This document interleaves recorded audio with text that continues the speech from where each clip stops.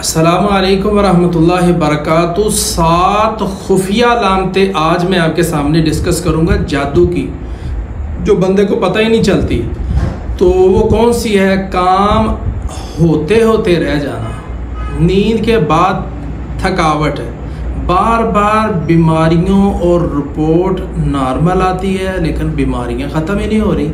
मगरिब के बाद घबराहट या डर लगना शुरू हो जाता है, ख्वाब में सांप, बिल्ली, कब्र या साए नज़र आते हैं, शोहर बीवी में नफ़रत या दूरी हो जाती है, घर में बदबू, चीखें या अजीब सन्नाटा छा जाता है। तो नाजरीन आए इसका इलाज करते हैं। रोज़ सूरा बकरा सुने या पढ़ें। नंबर 2, सुबह शाम आयतल कुर्सी चारों कोल 3 बार, पानी पे दम करें, पिएं और घर में छिड़कें।